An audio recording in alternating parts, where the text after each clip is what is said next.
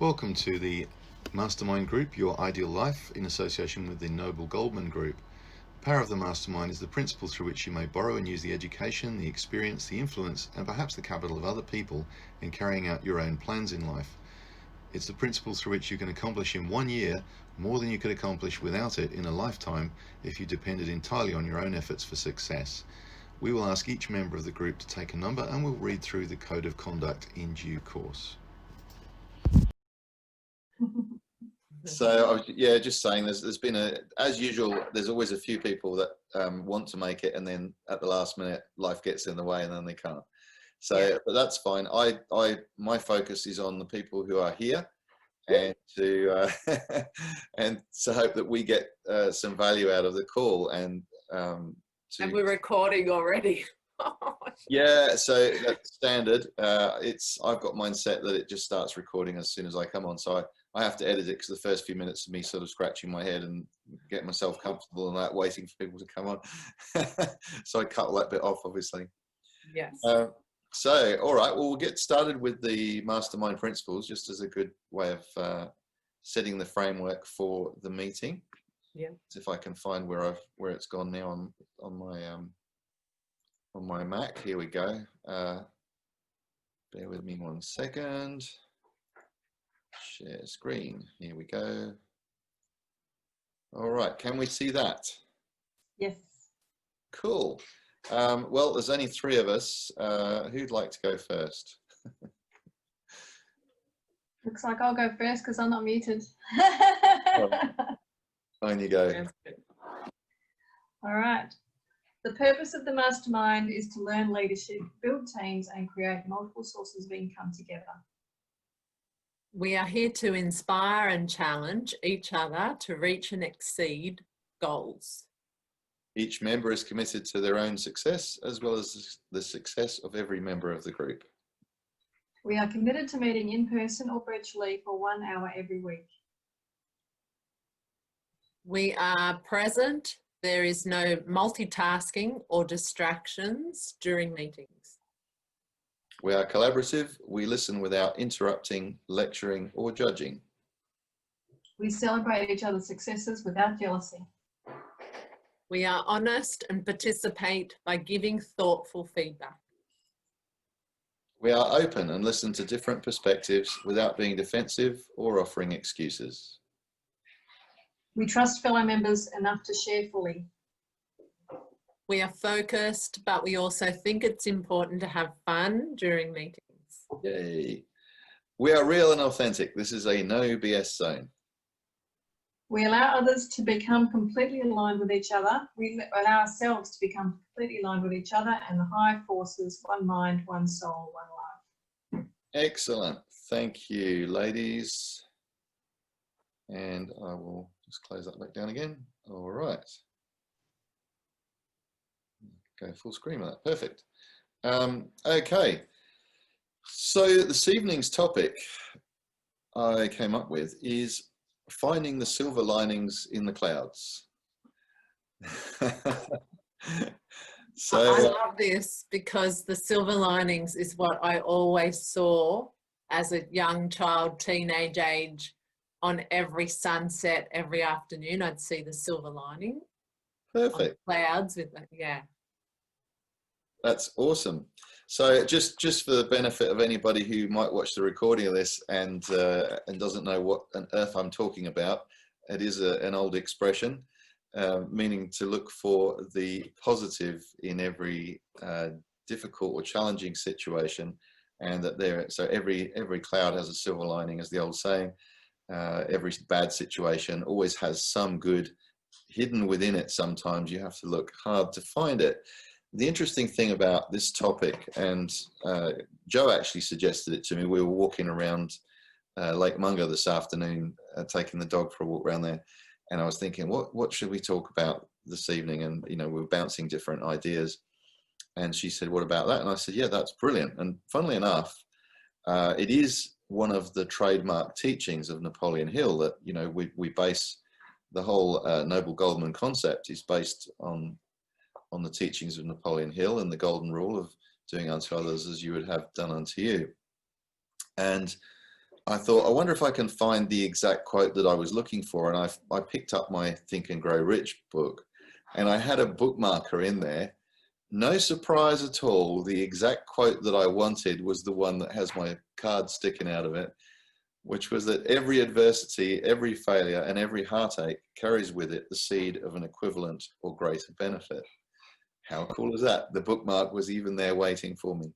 So I must have known this was coming. So That's perfect. yeah, so what I wanted to just cover with that is that in every bad situation, there's always something good that comes out of it. And I know that sometimes we have to look hard to find that, because at the time it can feel like everything's going wrong. You know, you lose a job, for example, and you're pretty devastated that you've lost the job, but then you find a better one and think, well, that's a good thing I lost that job, otherwise I wouldn't have found this one. You know, a relationship breaks up and somebody leaves, or you separate, and then it might be disastrous and traumatic at the time, and then later on you meet someone better that's better suited to you in some way, and you think, oh, well, I wouldn't have met this person if it wasn't for that one breaking up, you know. So there's always good, and yet there's always going to be, when you bring this up with a lot of people, they can challenge this and say, but hang on a minute, I didn't ask for this to happen, or, you know, how can I possibly find any good in something that's so traumatic or so hard, you know, hard to deal with? And I knew that would be something that, you know, depending on how deep we want to go in this conversation, that you could come to. And I said this to Joe, it's a dangerous topic in a way, because you can uncover some difficult things for a lot of people. But one that popped into my mind, and I just thought I'd mention it because it is a tough one, and it's one I'm full of admiration for. With my niece, years ago, was over on holiday in Greece when she was a young girl, and had been drinking in the local bar or whatever, and, you know, befriended some people, and then next thing was this guy attacked her and basically raped her. And you'd think, well, how on earth could anything good possibly come from that? And, you know, obviously it was a very traumatic situation. And yet she amazed me, because her whole attitude was, I am not going to be a victim. I'm not going to spend the rest of my life being a victim, and I'm going to turn this around, and I'm going to see this as something that I had to go through to make me a stronger person. And I was astounded for a young girl to have that kind of a resilience and that sort of bounce back factor. So that's kind of the extreme type of scenario. But I mean, in everyday stuff, we have things that come up for us that we think, well, that's a really horrible thing to have happened. How do I deal with that? So I wondered if any of you would like to share any examples where you've experienced something that seemed like a really bad experience, but then in some way it led to, perhaps unexpectedly, a better outcome. Will I go? Is that okay, Veronica? Mm-hmm. Yes, please. I just know with my child, with her health, like you could say, okay, we had anesthetic to check her MRIs, like a simple one for her brain tumors, but every time she went to hospital for a seizure, we'd be in there for an overnight stay, because her seizures would be a certain amount of time, and then that would keep her in hospital, or for her MRIs. So you could say that that's like devastating. But while I was in there, there was always something for me to do. And because I'm an energy healer, when I'd be at the hospital, I would end up sending and clearing the energy for all staff, for all patients, for the entire hospital. And I would have doctors come out to me, even the anesthetic doctors, while she's in recovery, personally coming out to me to tell me she's fine. Like they didn't have to do that, but for some, whatever I changed energetically in me, besides taking out my fear, I know I was in service to more than just Jessica whenever she went to hospital. And so when we went to hospital for her seizure that went for 3 days, for 5 hours, she had a seizure that went for about 5 hours. I couldn't get it to stop. It'd stop for a little bit and keep going. And we're in emergency. That particular day, our relative in the bed next to us had been hit by a truck in the emergency bed next to us. Now, I had no idea they were there.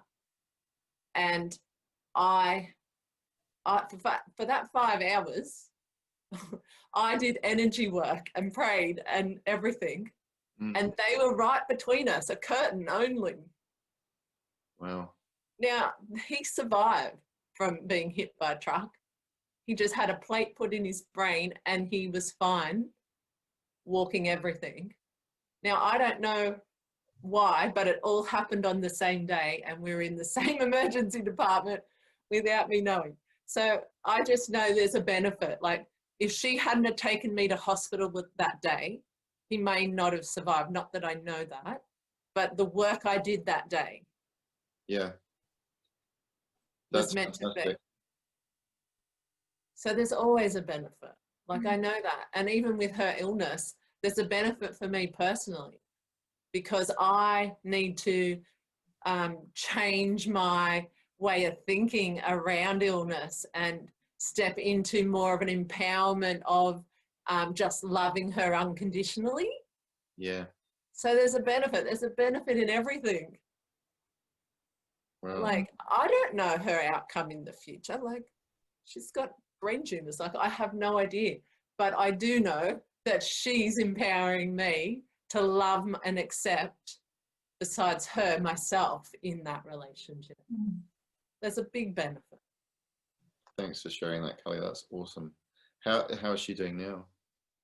Oh, she's always happy. She never knows anything's wrong until we go to the doctors or the hospital. Yeah. And then she's happy again. So I think it's just because of how I am that she just is happy, because I'm always working on myself to change it. That's awesome. Yeah. Veronica, did you have anything you wanted to talk about? Or? Yeah, that was really powerful, because I've been very judgmental of my family and their health choices during my lifetime. So the way that you just said that, you know, to be more accepting of the way she is, regardless of what's going on with her health, is, yeah, that's a huge lesson. Thank you. And probably, so with the silver lining thing, I guess, I've learned to become grateful for any situation and trust that whatever situation I'm put in, that I'm strong enough to get through it. I have the resources that I need to come through and learn from it and help others through it after getting through it. I guess, yeah, my family is definitely my biggest challenge. As per the unicorn that showed up on Wednesday night, that was, you know, my ex-partner and I, we used to joke about we're the black sheep. We're not the black sheep of our family. We're the rainbow unicorn sheep of our family, because we're the ones bringing light to our family, to our respective families, and that's definitely how I feel. And sometimes it's got me down, thinking, you know, I just feel so obligated to my family members sometimes, because I have to help them so much, and I just feel like they're not helping themselves. But you know, I'm just learning to be a bit more accepting of them. Thank you for the lesson today, and also to be grateful for the fact that I'm learning how to help people in a much more empowering way, rather than just telling them what they should be doing. I'm becoming a lot more accepting of where they are at, and to lead by example, and to respect where they are on their journey, so that they may not get the same healing that I did from whatever I'm teaching them, but they'll get from it whatever they need at the time. Yeah. Well, that's great. Thank you. I'm so glad that Kelly always has a way of saying the very thing that somebody on the call just absolutely needs to hear. Well, I suppose we all do at some point during the call, but sometimes it seems to resonate, you know, whatever one person says resonates with somebody else, and so on. So that's what is so powerful about these calls. There's always something there And even when people are hearing the replays, you know, I get comments in the chat box there, or in the comment section on the Facebook page, you know, what they got out of the call, and it's, people always get something different out of the call. It's whatever's relevant to them. I love that comment though, that be a rainbow unicorn, not a black sheep. Because that is such an interesting expression, isn't it? That you're seen, if you're different, you're seen as the black sheep.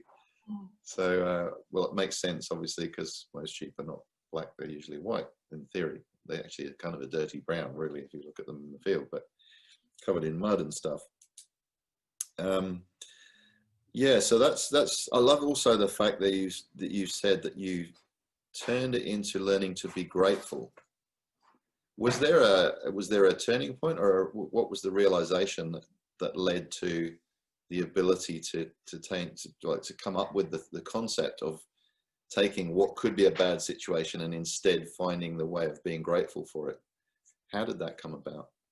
Any idea? It's been a very gradual process. The whole gratitude idea has been around for me for quite some time, but it's becoming more kind of deeper ingrained in me now, less of a kind of throwaway saying.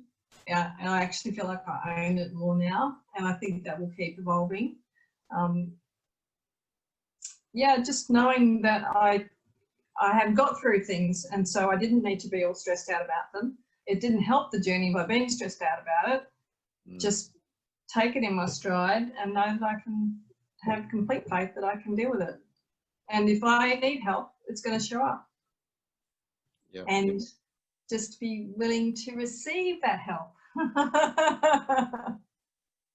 That's very good.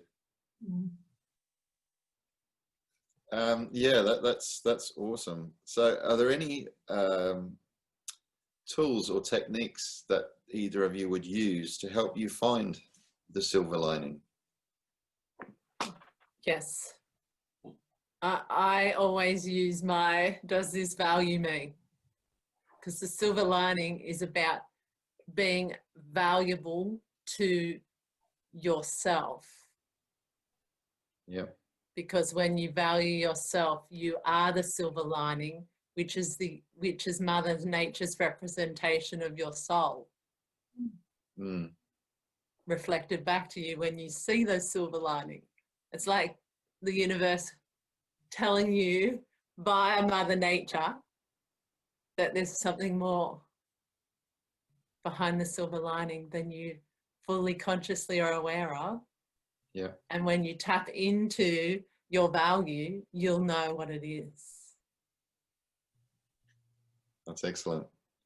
I was reflecting on that actually as we were walking around Lake Munga, and we were just discussing this to start with, that when you think about it, nature is always the best example of most of our lessons in life, because by very nature it's cyclical. You know, things, there's a seed and it grows, and then it looks healthy, and then eventually it has its time, and in some way it you know, eventually breaks down or fails and then gives way to something else, and it's transformed, then it's used for some other part of nature in some other way. You know, the rotting bark or whatever falls on the ground and then becomes mulch for the next things that are growing. So it's the way of nature is that everything is well, through going through cycles, and everything is of use to something else at some part. You know, we're all part of the whole. So there's nothing really, when you look at it like that, there is nothing that can really be bad, because it's always serving something else.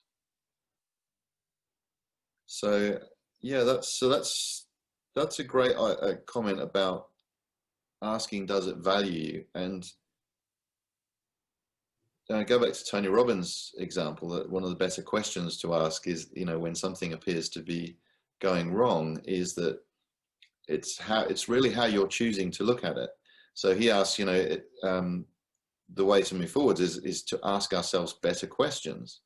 So if we're looking at something and going, well, how could this possibly be, you know, of any use to me, and it's, you know, it's all bad, and what do you think you're talking about to try and imply that this is a good thing? But a few years ago, I did a course. Have you guys heard of John Demartini, Dr. John Demartini? Did you ever do his breakthrough program? No.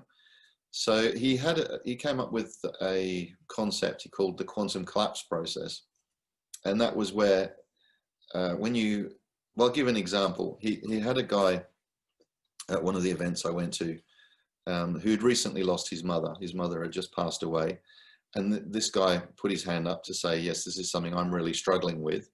I really miss her, and he used to go and have conversations with his mother and go and have morning tea with her, and then often stay and have lunch with her and sit and chat, and he'd do that once a week, and he really, couldn't get over. He was like almost inconsolable with the grief of losing his mother, but he was willing to be the example, the guinea pig, so he went up on the stage, and John Demartini at first I thought was being quite brutal with him, because he was saying, so surely there's something that you don't miss at all about your mother. There must have been something about her that really irritated you or really wound you up.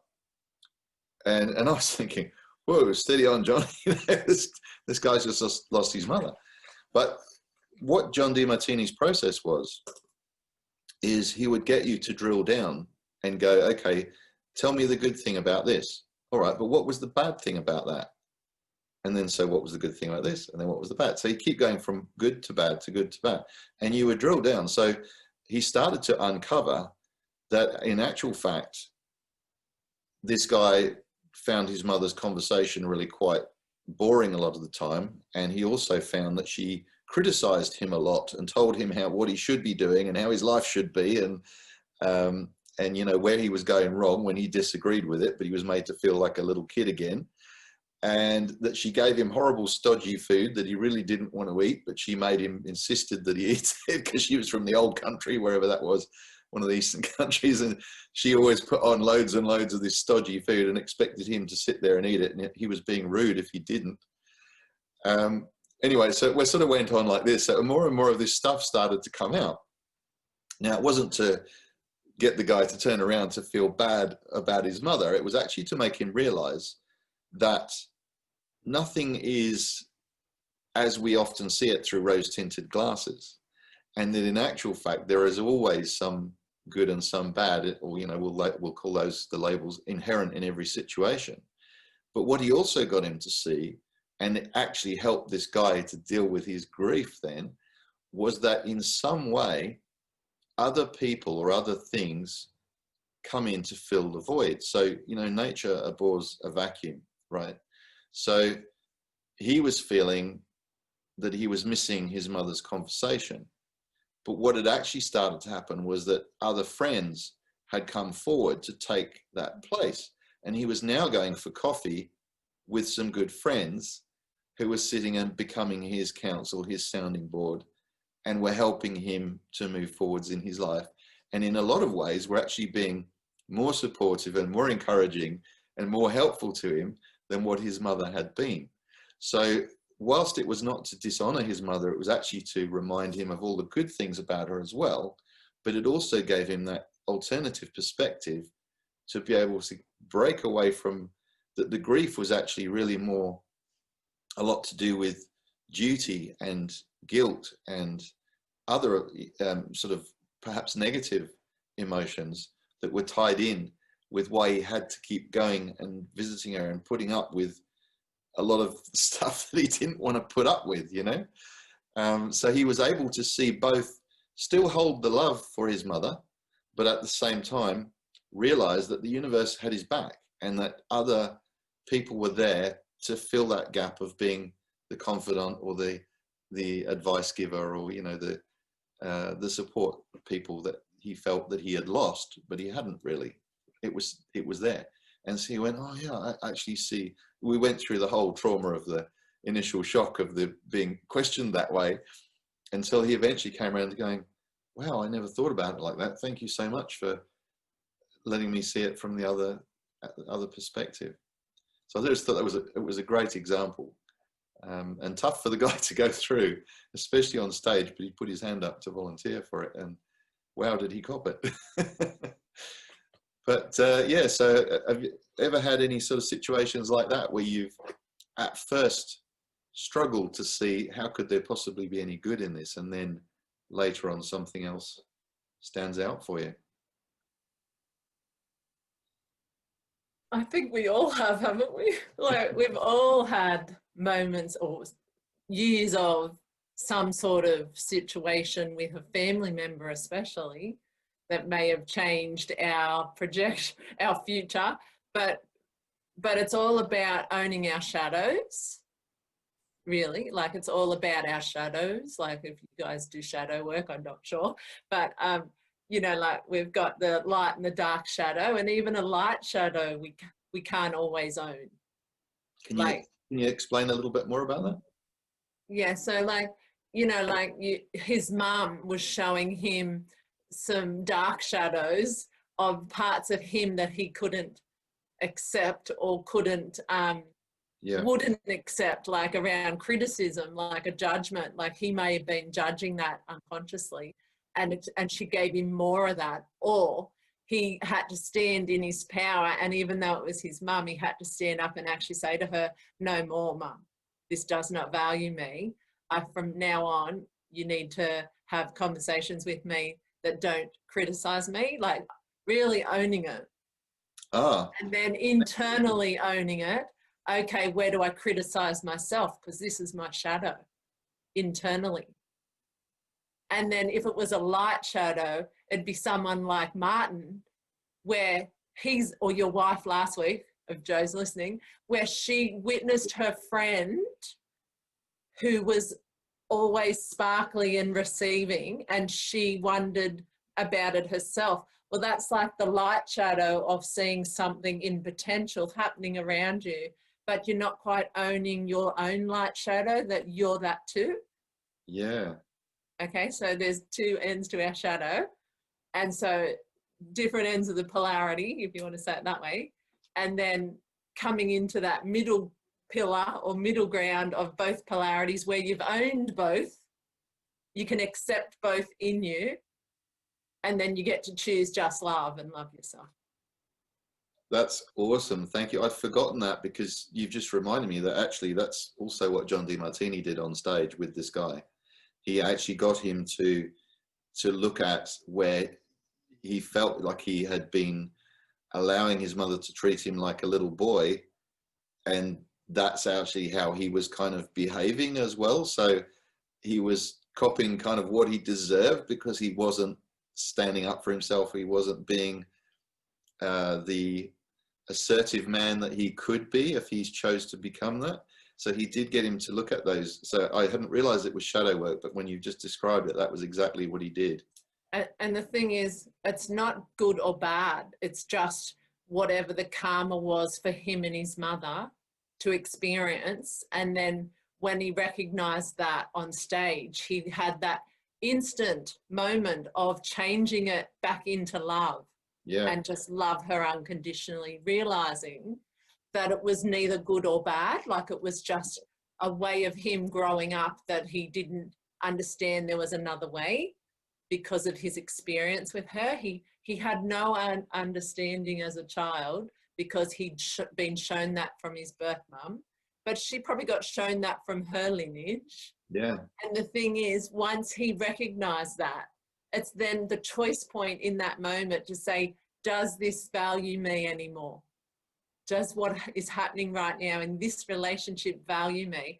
And then in that, choosing in the moment, just internally sometimes is enough to change the whole shift of that. Like, sometimes you don't even have to speak to your mum about it, just changing it in you in the moment like that, and choosing a new belief and really embodying it right into the heart, loving self, changes it anyway, because it's only a mirror. Yes, it is. It's a reflection, definitely. Even with your own family member. So changing it in you is the key.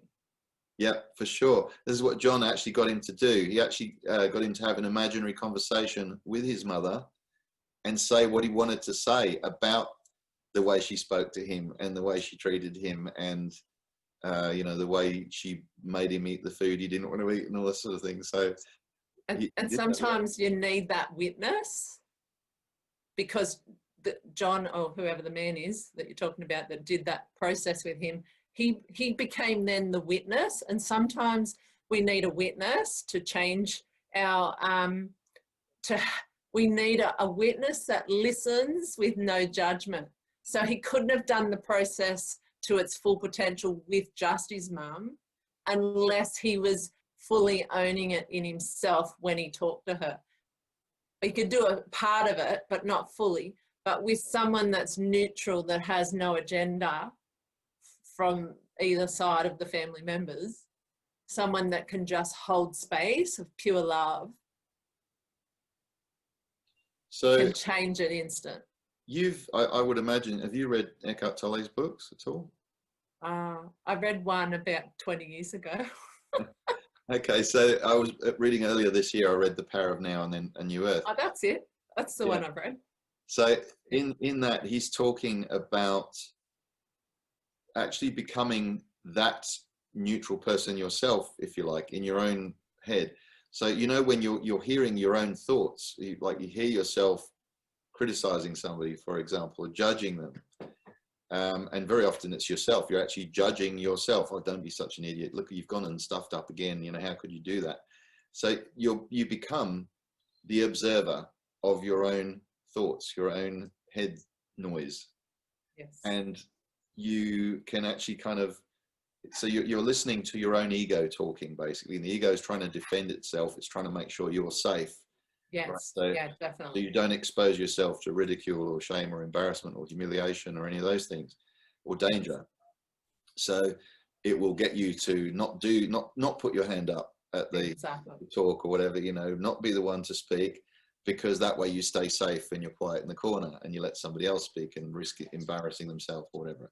So when you hear your own voice doing those things, so what I'm wondering, with what you were just saying, you've mentioned the witness. Is that the same as the observer that he would be talking about in your own head? Yes. Yes. So you can do it yourself once you become more mastered. When we're not quite mastered, when the wound's a bit deeper, like his was, he needed the guy on stage. Yeah. But once he masters doing it himself a fair few times, I can do it with myself. Like, I am my own witness. Yes, I've done it myself, and I'm working on that to be able to do it more often. Yeah. And it definitely supports if you ask from your heart, does this value me? Because that one simple little sentence or few words, if you have a true body awareness, because you're fully in your body, not your mind, full body awareness, you can ask your heart and it will give you the answer. And as soon as you get a yes or a no, you know what your next choice is and how to change that. When you're saying ask your heart and ask your body, that sounds a lot like, I'm just reading Joe Dispenza's book about breaking the habit of being yourself. I don't know if you've read that one at all. So Dr. Joe Dispenza. So he's actually talking a lot about teaching you how to meditate, and that meditation enables you to connect with your own body and therefore to seek the answers within yourself. Yes. And that in that way, when you do that, you're actually channeling, you're connecting directly with the universal power, whatever your own belief system is around that. But it's, you know, perhaps Christians would call it praying, and New Age thinkers would call it connecting with the universe, or whatever your chosen theology is.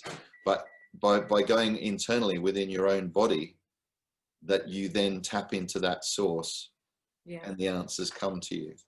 Yeah, because our body is the vessel for the wisdom of the universe. Like if we're not fully in our body, which is feminine for me, and we are yin and yang, so men as well have feminine, but the intuition is yin. And so tapping into your body is where you will get the full knowing. So yin is feminine. Yin, feminine. So we're tapping in, and we're tapping into below the waist as well, not just the heart, but I don't want to go into too many details, but Okay, just tapping into our body is. Well, I've got you here because I'm fascinated by this. Is that the same as we're talking about chakras? No, but yes. Is it similar to kinesiology where you can tap into your, like, do muscle testing, so your body's actually telling you what the answer is, bypassing the whole brain thing, our cerebral? Yes and no. Because this is bypassing everything that we're talking about, even though it's all of that. Because kinesiology definitely is tapping into intuition and body wisdom. But I'm talking about your full connection to, I don't want to use this word, the divine void, the universe in us. But we can't do that unless we're heart-centered and include our yin energy. We can't just do it with our yang energy. It's not in its full capacity. It is and it isn't. I think it's something you've got to experience rather than me explaining. But I'm you actually reading a definitely, book at the moment called Power versus Force, which was the guy who actually did discover kinesiology, kind of articulated the whole kinesiology argument. And so it's all scientifically researched and just mountains of documentation on just like this level. Obviously going to divine consciousness is another level again, but I think it's a good start for a lot of people to start with. yeah, it's a kinesiology. great start. Like Yeah. anything to do with the body is a great start. Because it And knows. then- And that's, I think, where disease comes from as well, is because we're not listening. Exactly. And our body's trying to tell us something, and the less we listen to it, the harder it's going to knock. Yeah. And so physically is the last part of the disease. Before that, it's our energy, and our body knows the message from the energetic field of the universe. That is our energy field as well. And then our physical body, if we're not receiving or allowing the emotions to flow back out, the disease occurs in the physical by then. Yeah. But we could have caught it in the energetic field of our body before it got to that if we were listening. So how do we get more people to listen? Well, it's about being present, really. And what does presence really mean to people? Like, do you fully understand what presence really means? And I don't think we do until we're present. And we won't be present unless we're feeling our body and what it is, and tapping into the intuition. Like we can't fully be present without doing that. We can, but we can't. That's where I find nature really helpful, because if you go somewhere like, you know, the beach and you've got the ocean there, or you go to a lake, or you go to walk through a forest and you're surrounded by trees, I definitely feel a stronger connection there, and I can actually be much more present when I've got that around me to focus on. Yeah, Mother Nature's a great start, great step in the whole process, Mother Nature.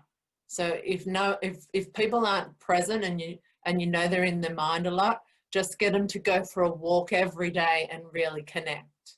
And the more they do that, the more they'll start to connect with their entire internal nature that is represented in Mother Nature. Like they'll start to really get into their body, be more grounded, just by even sitting and connecting with Mother Nature if they can't go for a walk. Like something with Mother Nature is a great start.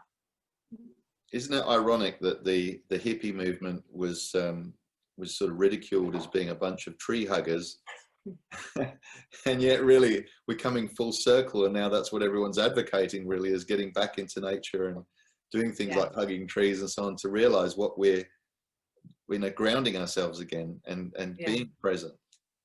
Yeah, and also being love in its truest form. Yeah, and it's not even the fact you've got to go do that. It's the fact that tapping into Mother Nature is a great way to get back into your body because once you're into your body, you're one with it all anyways.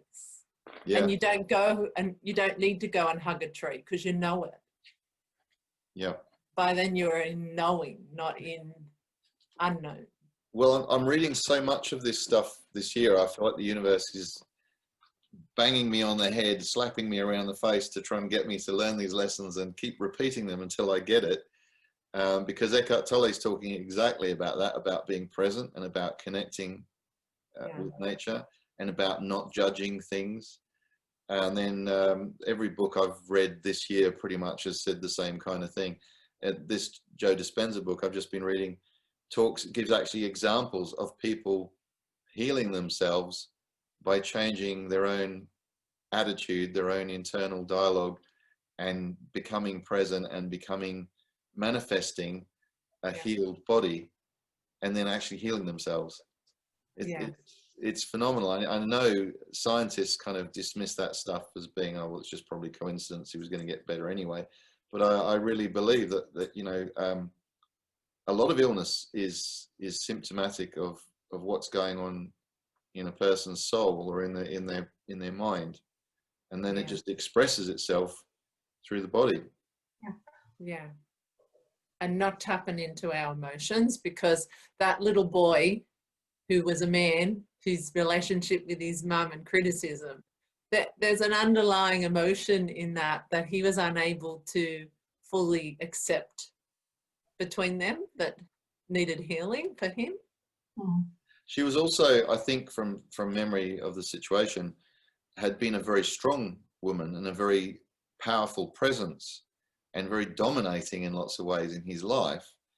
But what John got him to realize was that now it was time for him to step up, and that, you know, whatever his mother had represented, he now had to find within himself, or with you know, nature would provide it amongst his friends or whatever, but he could dig deeper and find his own voice now and become his own man with his own opinions and grow as a result. So it was a really interesting exercise. Yeah, we've only got to look back at our own personal relationships with our past partners, not even just the family ones, just past partners, and you see the pattern where you might have been like the mother scenario with that man. You might have had a relationship like that, and then the next relationship with the next partner, you were the person that's like the mother, and they were. So you've practiced both ends of the polarity in different relationships until you recognize that that's what you're doing. And then that awareness helps you to then go in, if you're willing, to go in and change that into what values you. Because both ends of the polarity don't really value you from what you experienced with the man on stage. Doesn't really value you, but it gives you a benefit for you to accept the shadow when you're willing to accept and go deeper into it and witness that that's what it is. But it doesn't really value you. You then end up coming into a point where you know where you now want to go to value you, because you've experienced both ends of the polarity. It's given you a choice point. So there was a benefit just in that, in those two experiences. Yeah, so like Steve Jobs says, you connect the dots backwards. Yeah. You go back through and look at what's gone before and then go, what? So really the key thing is that everyone is there to teach you something. And you have to look for the lesson, or you keep repeating the mistake, or, you know, getting it slammed in your face again until you get it. Yeah, and some people get to 80 and never got the lesson. And on their deathbed, they've gotten the lesson. Other people get the lesson at age 10, and others get it at 30. And then, so it just depends on each one of us, I guess, when we are able to recognize it as a benefit and move through that and become whole. Yeah. I know when I reflected on my because I'm now married third time lucky. And you know, I loved all three of my wives, and still do in different ways. But I felt like each of them has taught me different things, and that, like you said, they're a reflection of yourself. They're a reflection of what's going on with you that you need to learn. And they are, I love that example about the light shadows and the dark shadows, because within one relationship, you're getting both ends of the scale in all sorts of different situations and different attitudes and different ways of looking at things. And definitely I can look back and go that they've taught me a lot of lessons in that you know, they've helped me to become who I am now because of those situations and because of those ups and downs. So, but it's up to each of us to look for those lessons. I think that's where you've got to dig within and find, what was I supposed to learn from that? What was the universe trying to teach me there? One of the things I've been learning about this year, Tony, is the drama triangle versus the creative the triangle. So, and that's one thing I just had to let go of some of my family, is that they want to live in the drama triangle. They love it. And they want to be the victim. And me trying to help them becomes a hero. Yeah. Which always turns into a villain, because you can't help them unless they want to help themselves. Yeah. So what was the lesson for you, Veronica, in that? Like, Was that what was the benefit? What was your benefit? Yeah. The benefit is that I just need to step back and let my sister run her life how she wants to run it.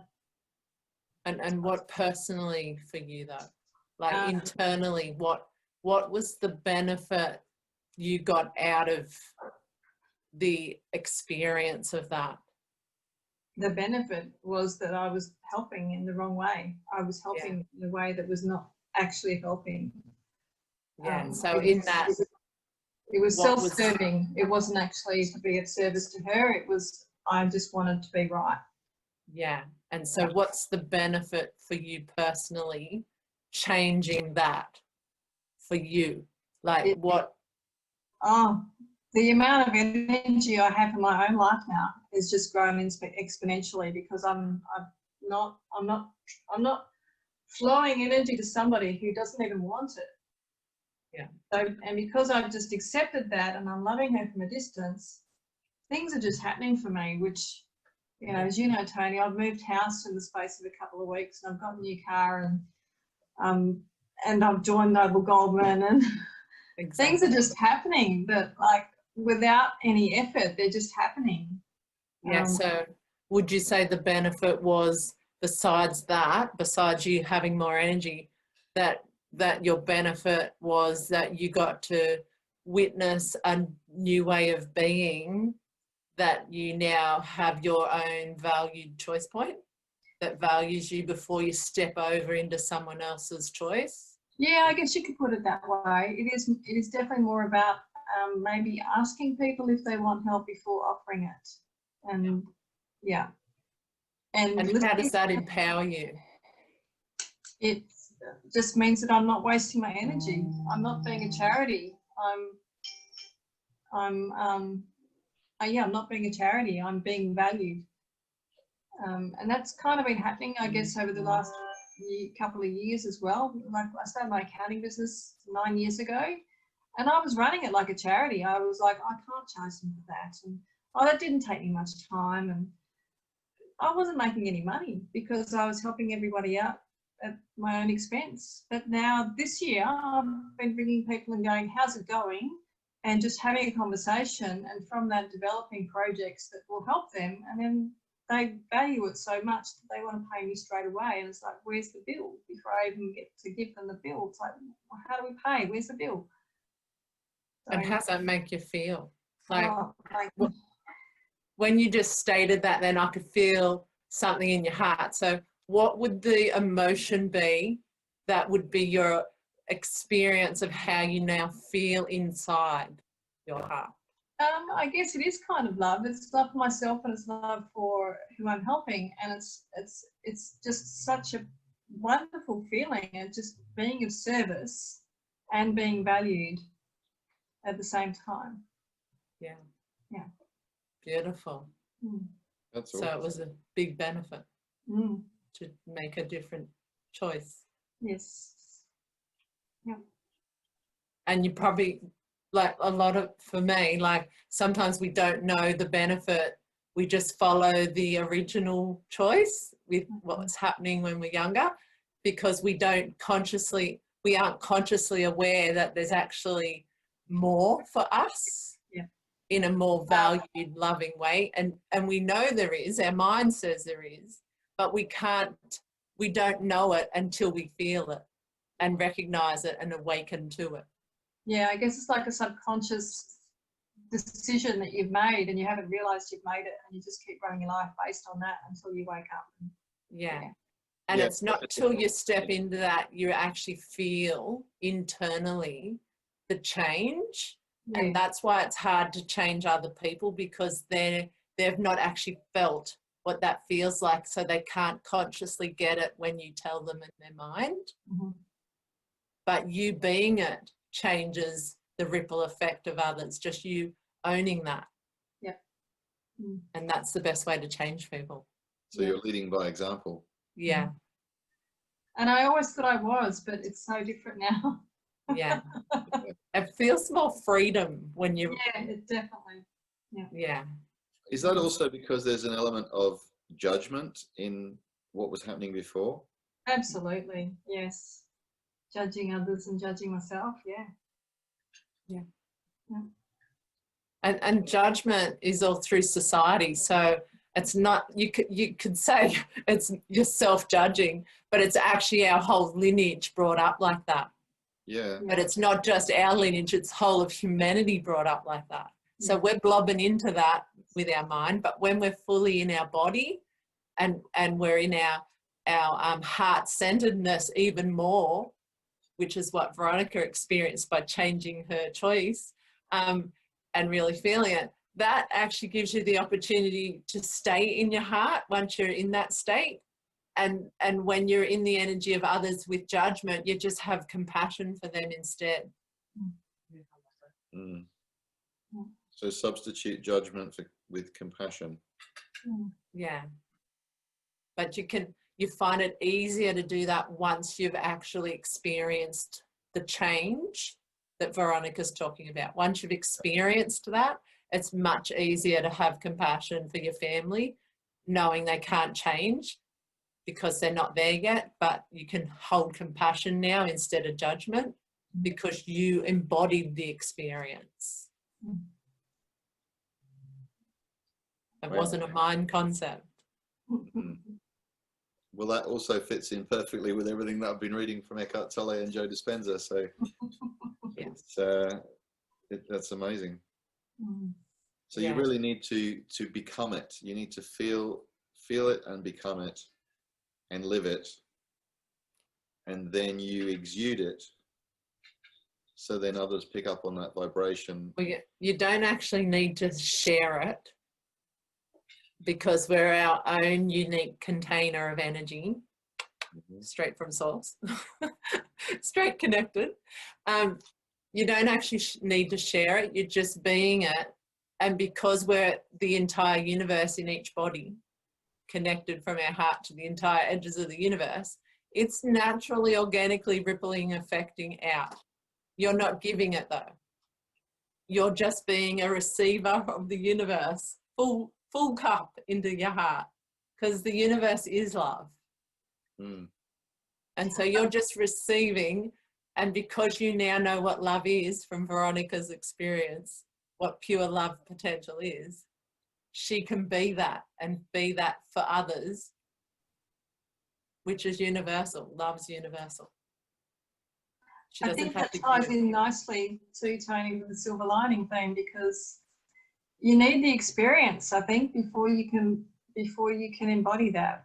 And and you know, it may not be a beautiful, lovely scenery while you get there, but I think it's necessary. Yeah.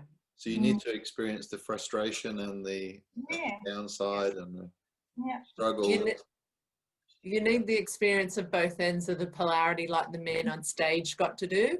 Yeah. Because that's why I say it's instant, because as soon as you, because this is what I do with my healings with people. So as soon as you feel both ends of the polarity in that 10-minute session, 20 minutes, you've already gone back to your heart, because you understand that it's no longer necessary to be the other things. They're not serving you. They're not valuing you as a loving soul on the earth. Because we really are just love, if we choose to be. So going back to Tony Robbins, I always go back to this. I think this is a great way of explaining it. He asks himself, am I empowering myself by looking at this situation this way, or am I disempowering myself? Mm-hmm.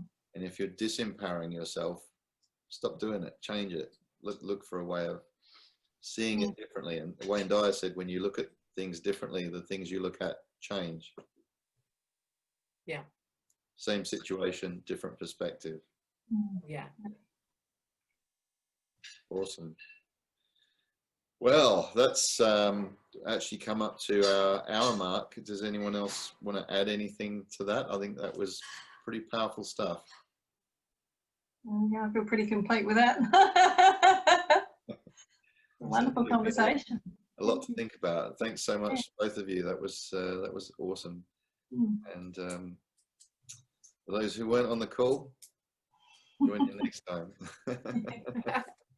Yeah. And like, I can just, because of that conversation, I can feel Veronica, like I can feel how that has changed your feeling in your heart. And I don't know if it has, but that's what it feels like.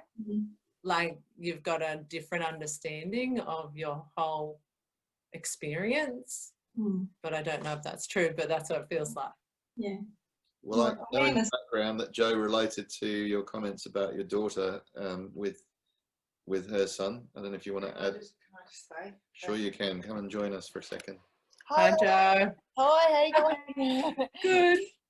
When Tony and I were walking around Lake Munga and we were trying to come up with a subject matter for him to go with for this meeting, and I suggested the silver lining, and then we were discussing all different things about it, and he said, oh, that could open a can of worms up there. And then we were discussing different scenarios and about his niece and things like that. Sorry, I've just eaten dinner and I've got something stuck in my tooth. And then I said, I cannot possibly sometimes see the silver lining in my son's epileptic condition. Yeah. I just can't find it. Yeah. Yeah. My daughter's got epilepsy too. Yeah. So I get it. Yeah. So when you said that about it's teaching you. I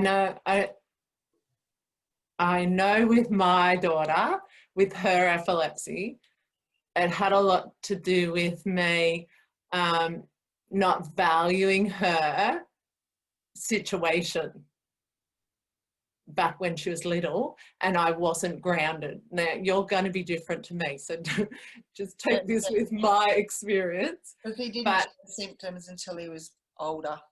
Yeah, and I actually did a healing with a man who came, and when I finished the healing with him, he disappeared for a year, and I thought, oh God, because in that healing he discovered why he had epilepsy, and he disappeared for a year. And when he came back, and he used to have them every day. He was in his 40s. He couldn't drive a car. He had them every day since he was little. And when he came back and he saw me a year later and thanked me, he hadn't had a seizure for 2 months, and he used to have them every day. Yeah. Every day of his life. And he was even off the medication and everything. Wow.